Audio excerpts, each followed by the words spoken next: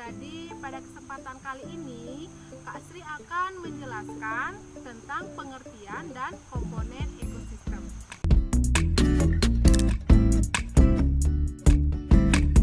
Adik-adik pasti tidak asing lagi ya, pasti sudah sering pergi ke sawah ataupun sering melewati saat pergi ke sekolah melewati sawah.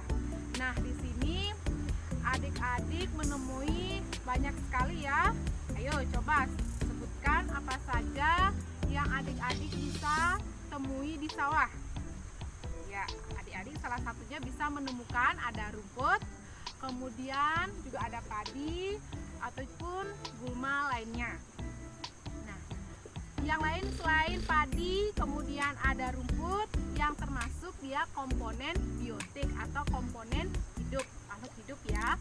Nah, selain itu juga adik-adik bisa temukan hewan ya, hewan yang adik-adik bisa temui di sawah seperti ada belalang, kemudian ulat, ada juga di sini kupu-kupu, kemudian ular, ada juga tikus, serta mungkin yang ditakuti adik-adik ya ada cacing juga tentunya. Nah, tadi yang Kak Sri sebutkan ada misalnya seperti padi, kemudian ada tikus, itu termasuk komponen biotik.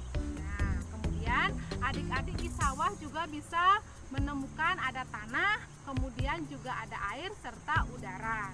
Nah, itu termasuk komponen abiotik atau komponen tidak hidup. Nah, apa yang terjadi dengan kedua komponen ini? Kedua komponen ini saling melakukan hubungan timbal balik atau hubungan keterkaitan. Nah, inilah yang disebut dengan ekosistem.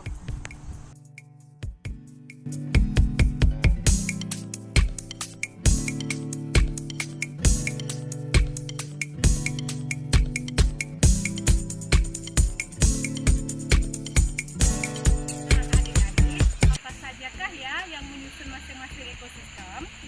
Nah, pada kesempatan kali ini kita akan membahas komponen ekosistem sawah dan komponen ekosistem kolam. Yang pertama, ayo kita mulai dari komponen ekosistem sawah.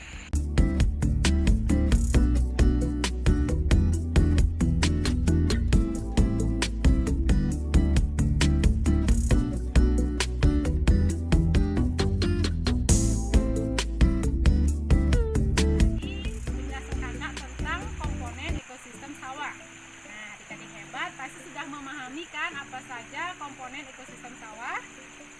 Selanjutnya kakak akan menjelaskan tentang ekosistem kolam. Jadi ekosistem kolam atau kolam merupakan ekosistem buatan manusia. Selanjutnya di ekosistem kolam itu terdapat juga produsen, yaitu lumut contohnya, kemudian ada konsumen seperti ikan dan kecil maupun ikan besar, kemudian juga ada decomposer atau pemurai, dalam hal ini binatangnya adalah cacing. Nah, untuk lebih bisa memahami, ayo kakak akan menunjukkan contoh ekosistem kolam. Nah, adik-adik, ini dia contoh ekosistem kolam ya. Jadi komponen yang ada di dalamnya yaitu yang pertama kita lihat dari komponen biotiknya ada teratai, kemudian di dalam sini ada ikan, baik ikan besar maupun ikan kecil, kemudian ada lumut ya. Jadi kakak akan tunjukkan di sini di bawahnya ada lumut ya, ada lumut. Oke, di sini ada lumut di bawahnya. Nah, di pinggir-pinggir kolam ini juga ada lumut. Nah, kita mulai ya dari produsen. Nah, produsen yang menjadi produsen di ekosistem kolam ini adalah lumut. Nah, karena lumut sebagai penyedia makanan bagi makhluk hidup yang ada di kolam. Nah, kemudian kita lanjut ke konsumen satu atau konsumen tingkat 1, yaitu ikan. Nah, ikan kecil. Nah, kenapa dia digolongkan sebagai konsumen tingkat 1? Karena dia hewan pertama yang mengkonsumsi atau makan lumut. Nah, kemudian ada ikan besar. Nah, ikan lebih besar dia sebagai konsumen tingkat 2. Nah, kemudian ada juga di sini di bawahnya itu, di bawah dasar kolam ini ada tanah. Nah, dalam tanah itu ada pengurai. Jadi nanti ketika ada hewan yang mati atau tumbuhan yang mati akan diurai di tanah oleh cacing.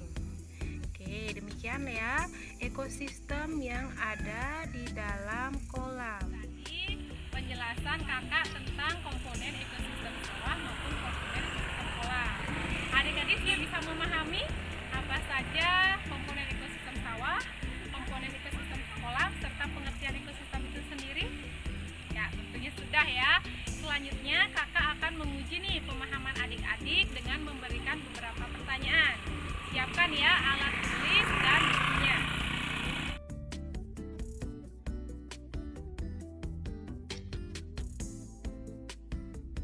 Tadi penjelasan materi dari kakak demikian yang dapat kakak sampaikan.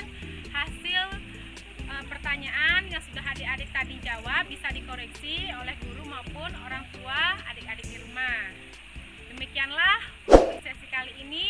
Terima kasih untuk adik-adik yang telah menyaksikan video dari awal sampai akhir. Semoga bermanfaat dan sampai jumpa.